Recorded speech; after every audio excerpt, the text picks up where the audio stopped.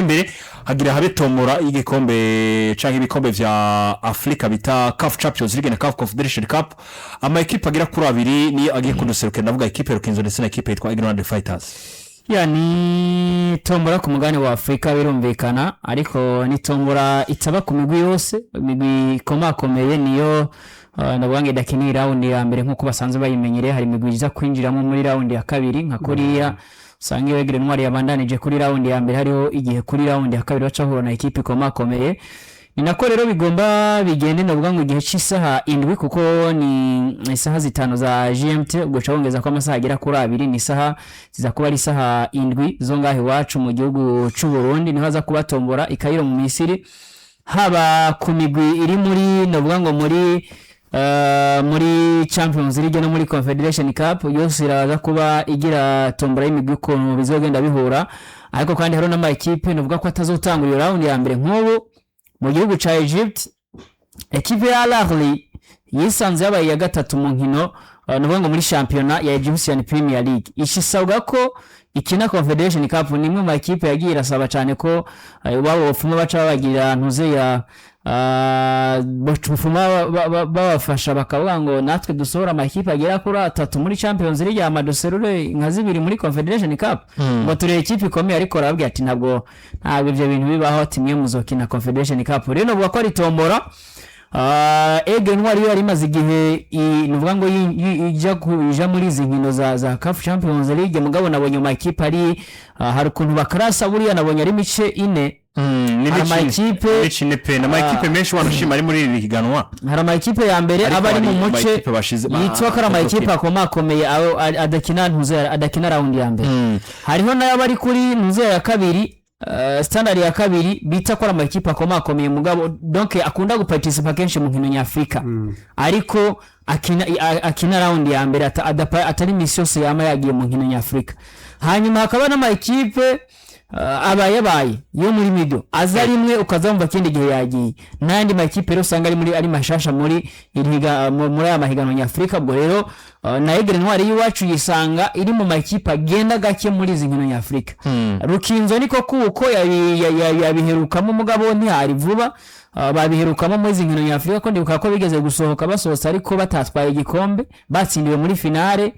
biza kuba bibaha amahirwe bagenda guserukira igihugu cy'u Burundi mu nkino nyafrika ahubwo umuntu rero no kwibaza TSK Egere ntwari Fighters umwaka weze nivyo bagize recruitment twabonye bakoze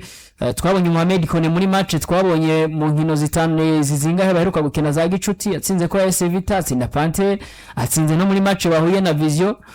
none ko novuga ngo muri weekend naho tubiteze kandi muri Super Coupe ariko kandi ava ivyo byose navuga ko ni goro primo gwiza wo gupima eske ivyo bari barakoze muri sezeze baraza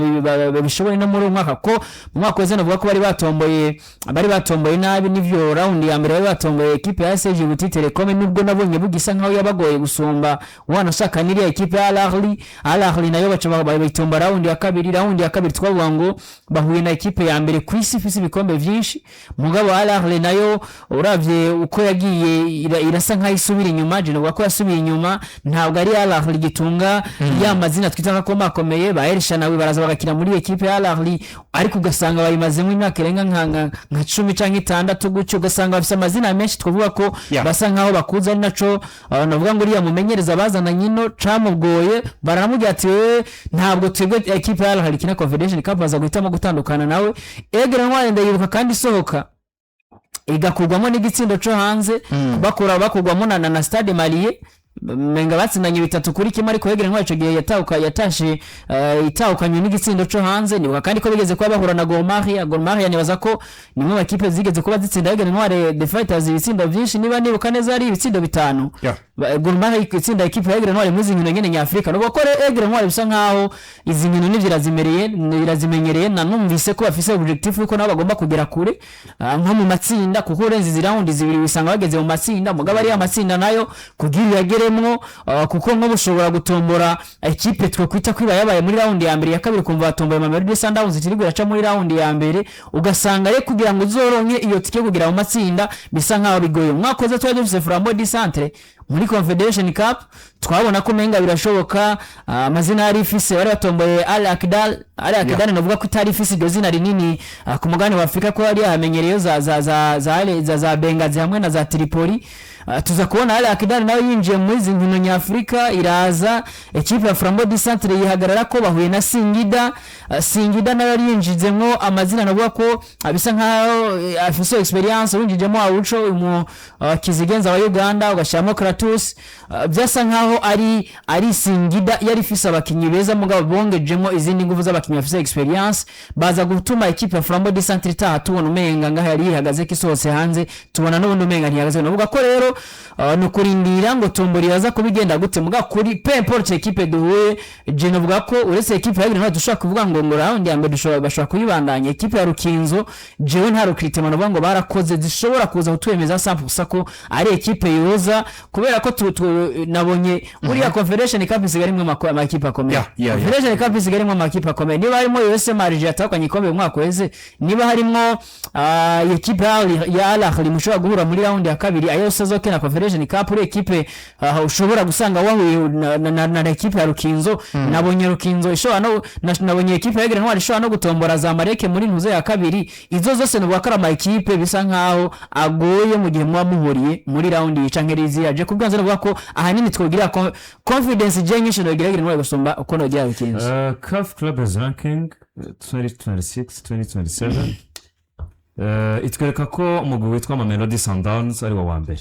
ku rutonde tukaburiye nasanze no muri 78 turi gasohotse kino gitondo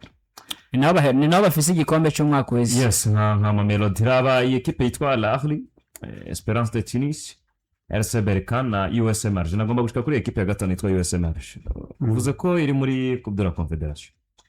Raba iboneka mu kibanza ca gatanu mu equipe meza kurusha yandi muri Afrika. Twebwe twasanze equipe d'office ari iyihe hano muri equipe ni muri 70 ingaha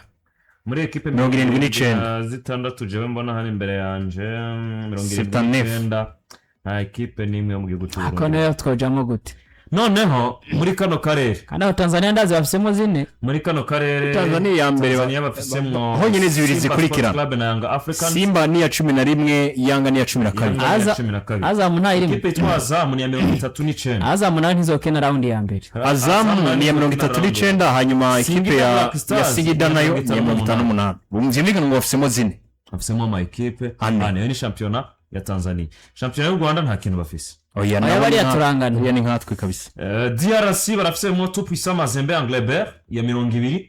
bagizemo equipe yitwa Maniema Union ya 25 bakagiramwo Saint-Eloi Lupopo ya 33 bakagira equipe yitwa AS Vita Club ya 65 na Motema Pembe ya 75. Urumva aha mu karere uretse Tanzania na DRC n'abandi. Uganda ari kintu bafisemo Uganda umenga barayifise abagande ndiko ndayirondera Uganda umenga barayifise mwe abagande sindiko ndabatora byoroshe abagande nabo basubiye inyuma abagande barayifisemo Vipers Vipers iri 66 abagande nabo basubiye inyuma abagande bafisemo Vipers yonyene nk'ubu akaba yafisemo nka 3 canke 4 ariko akanya uravye ni ikintu kikwereka ngo si kuri kote y'uwacu gusa Patrick na Afrika muri rusange mu mupira wa Afrika niba equipe ya Al Ahly isigaye isanga hari equipe nka za USM Alger zikisanga hari ni kimenyetso kitwereka ko vyanse bikunze hari impinduka ziriko ziraba kandi izi mpinduka ziriko ziraba harabo zifata zigapushinga bakegera hejuru n'abandi isunika bagasubira inyuma kuti kubera iki raba iyo turavye kuri ku kibanza ca mbere tukasanga equipe yo muri Afrika yirabura ni ibintu turonka gake kuko muri Afrika tuzi ngo umupira ukomeye nuwo muri Afrika y'Abarabu muri za Maroc za Egypte uretse gusa muri Afrika d'Sud naho nyine hakunze kuzaraboneka amakipe ko South Africa ukabona yo Chana Nigeria ukabona ariko zira ntizigeze zizimbye South Africa bakaza rimwe mu myaka iriya ni equipe ya president wa Confederation biragana yamutse piriye bimenyereye aya ma equipe yo mu Barabu ariko rero ntibiza no kuja kure kuko nubundi uretse iyi ekipe yitwa Mamelodi Sundowns ya mbere andi ma ekipe yose akurikira gushika kuri ekipe ya 11 yitwa Simba Sport Club nayo mu Barabu Al Ahly ya kabiri ya gatatu ya kane USM Alger ya gatanu Zamalek ya gatandatu Pyramids y'indwi Asfar Rabat ya munani yo muri Maroc na Al Hilal yo muri Sudan kandi muri Sudan n'abandi na ma ekipe agira kuri munani yose wanashaka ni none ya 9 sivyo ma ekipe munani yose acamo hagati yayo yitwa Simba Sport Club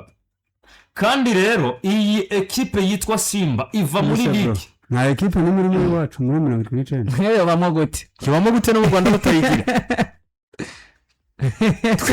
twozamo tuviramo muri round ya kabiri rimwe na rimwe bibaye ngo noneho keshi tuviramo mu ya mbere kandi nabonye iyo FIFA ayo club misose bagira muri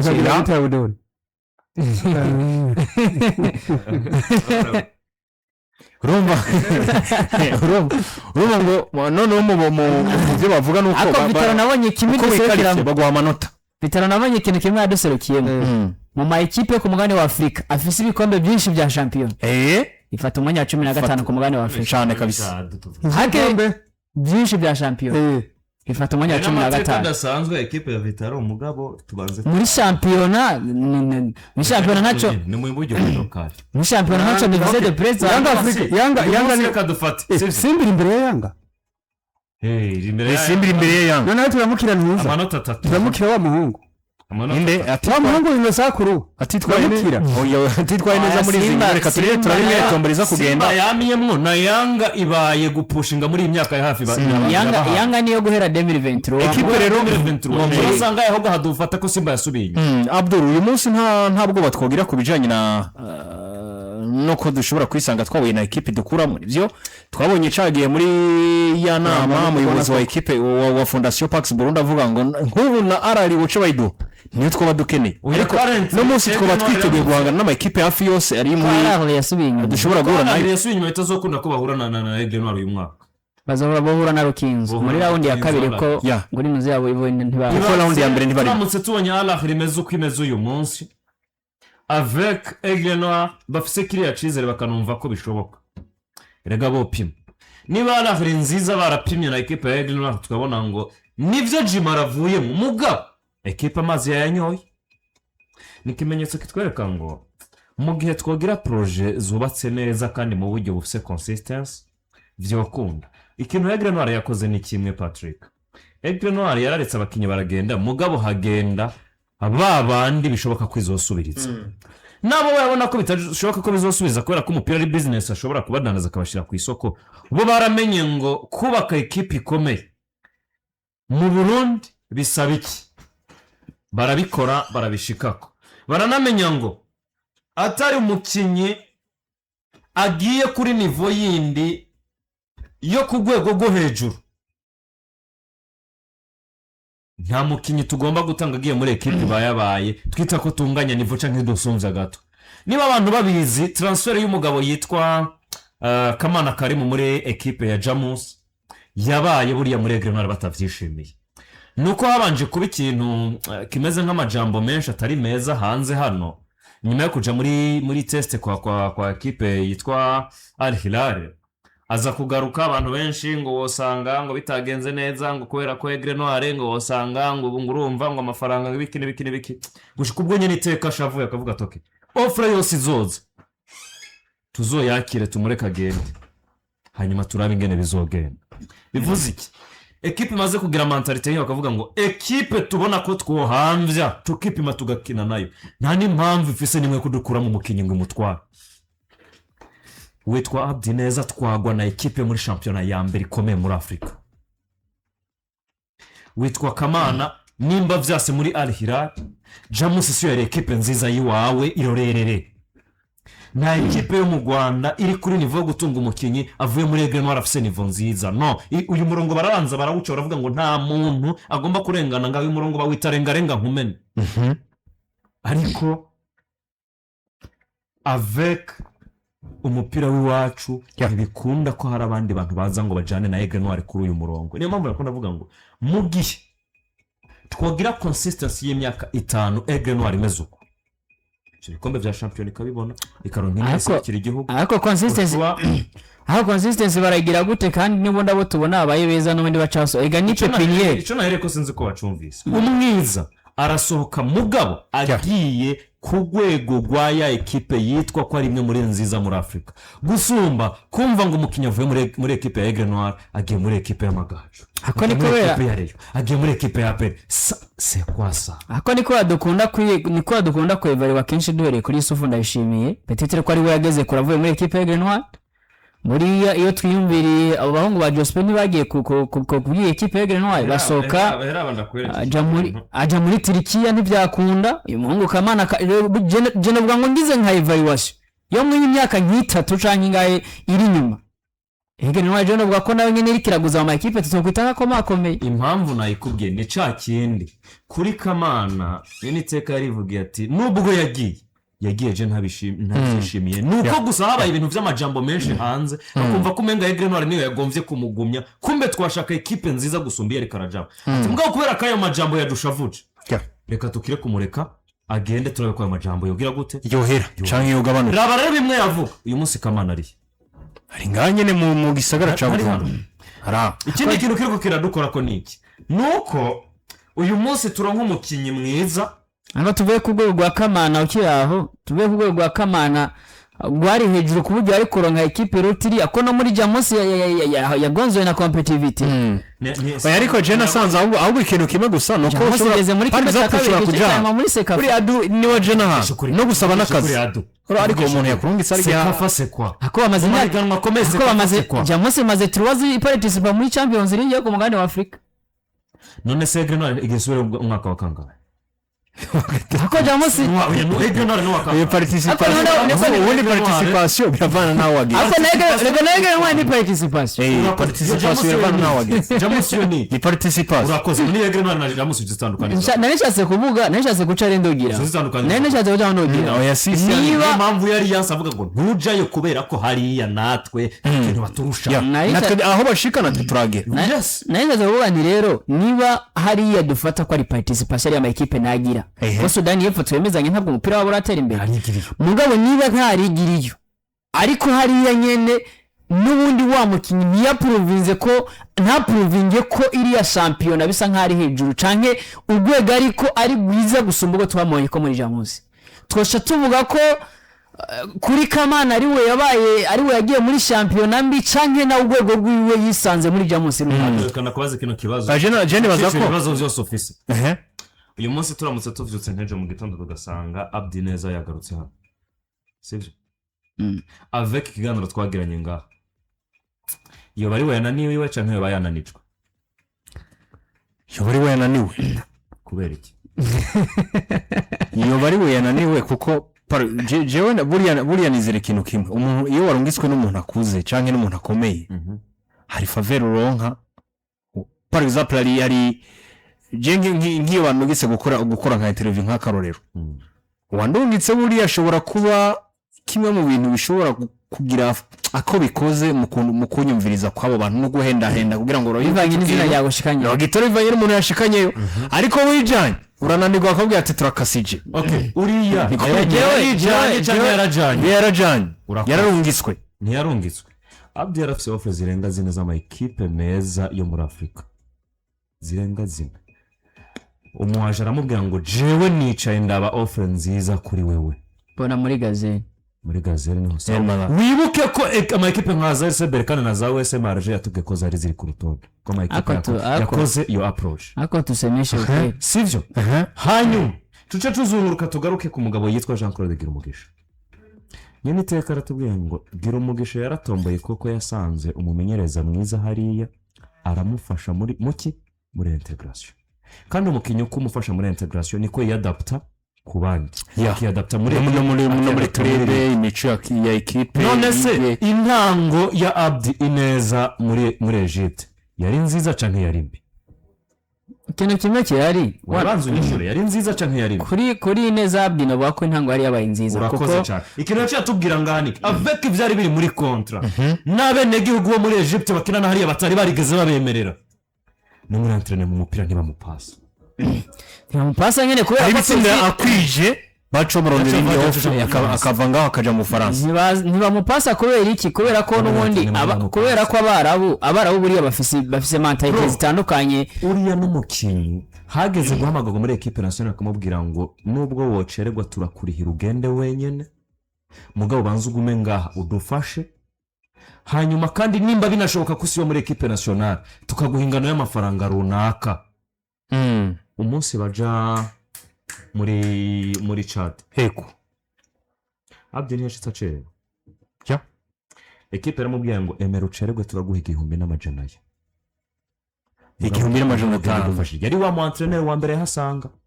Bimaze guhinduka hazundi mu entraîneur agira kabiri nibwo ibintu byose byahindutse. Ni rya jambo rero n'iteka yavuga ngo hari igihe ushika ahantu abo hasanze bakagufasha mugabo ugize amahirwe make ugashikira mu minwe mibi urasubira inyuma. For sure tuvugisha ukuri suko ako yarakinishije. Yes yarakinije kandi igihe yari karakinishwa yarafashije equipe irinze kubwira ngo nubwo waronse apere guhamagara muri equipe nationale gumaha tuzokwemera twisharija kukurihira ayo matike y'indege ugende wejeje kudufasha. Jewe nuko babona ko ubwo bushobozi buhari. Jewe kintu nkunda ko ikintu nemeza co iyo abakinyi b'abarundi canke bava muri aka karere ka Epfo ya Sahara niko bakunda kuvuga bakaja muri biriya bihugu vya Maghreb akenshi biragongwa n'imico basangayo. Ikindi kintu cya kabiri gikunda kubagonga nuko bariya bafise ibintu bafise personality yabo bafise ibintu bakorerako. Wowe uragenda kuri Al Ahly yakubwira ati twaramuye abakinnyi naba dufise academy ikomeye ku mugani wa Afrika dufise aho twageze twatahukanye ibikombe binini ugasanga ni ikipe ifise profile uretse iyi pyramids tuvuga ngo ifise iryo zina mugabo abakinnyi wacu nabo bavuye ngaha. Eske nivyo nkunda no kubaza kuri Master Antoine nivyo vuye muri River Plate nivyo wari umukinnyi mwiza. Eske umwanya warose muri equipe ya Real Madrid waprovye ko uri umukinnyi mwiza ku buryo equipe ishaka gukoresha no mu zindi nkino. Nivyo aho abanzuririye gato cubandanye ahantu camvuga rero camvuga nivyo yarose umwanya nabonye yatsinze match yaratsinze igitsindo muri match amikanye. Match ya kabiri yatsinze equipe yari ya mbere ya Cleopatra niyo yatsinze igitsindo ca kabiri muri champion. Equipe yari ikomeye ahantu turavuga ati bishoboka bya bitsindo 8 ko yoza kanabitsinda ariko mu nyuma nivyo uwo mwanya yarawuronka habwe igice ca kabiri hawe igice ca mbere arakinye ariko ukabona ko ntabwo biriko birafitingana mugabo tuyumvira kenshi kuri urwego rw'umukinnyi ntitwumve kuri urwego rwa club. Eske Gazelle El Mahal muri première division muri Egypt ni equipe yayo usanga ari equipe ibaye umukinnyi ashobora no kuba ari mwiza dufate wowe ushobora kugenda uri Abdul muri equipe nziza muri equipe ya BJ Green ukaba mubi kubera BJ Green no muri kiratsindwa ikubiswe ibitsindo 5 muri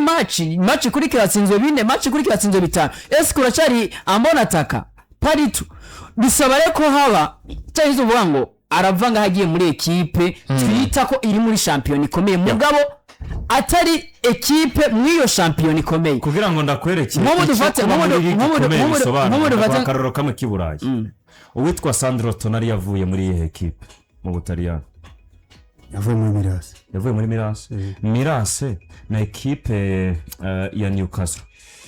Uravye uko ma equipe bahagaze ku rutonde rwa champion inziza niyi inziza byihorere nta nuko ubona bikompare ibyo bintu ariko Mirase ni arava hariya muri equipe yitwa ngo ni ya mbere canke ya kabiri muri champion y'Abataliyani kugira ngo wumve ku bakinyi ikintu bita champion nyene gikonta y'abari equipe ya nyuma akaja muri equipe ya Newcastle kiraboro ngimeze nabi nuko kugira ngo yitwe ko akina muri ligi gize gute ikomeye kuko ishobora rero n'uyu Abdi kuja muri Gazelle ari muri championa ya mbere ikomeye muri Afrika muri championa ikintu mvuga ari muri ikomeye muri Afrika ari muri championa ya mbere ikomeye mugabo equipe ari mu ntabwo ikomeye muri champion niho ndaguhaye akavuga ngo arava muri Mirase ya mbere akaja muri Newcastle y'umunani mu gihugu c'Ubwongereza kubera kwitwa ko wabaye muri league nziza kurusha erega principal nziza principal visibility yongeye. CAF Champions League rero barakina match za mbere preliminary round ya mbere barakina igenekerezo hagati igenekerezo rya 4 rya 6 kwezi kwa 9 ubu tubaza kubona za zimwe z'iwacu z'imwe hagati y'igenekerezo rya kane n'irya gatandatu mugiye muri CAF Confederation Cup aba nabo barakina hagati y'igenekerezo rya 27 na 29 ukwezi kwa 11 byumvikana ngo muri CAF Confederation Cup Nibatumanure rero barafise match za zigize mashaka rero ndakumbuye iriya match iriya dike bakina nari namba ngomba ko biriya bintu tuvyiriye mwisubire kiriya gihe baki iriya dike yakinye umupira n'ubundi cyo babazana cyakinye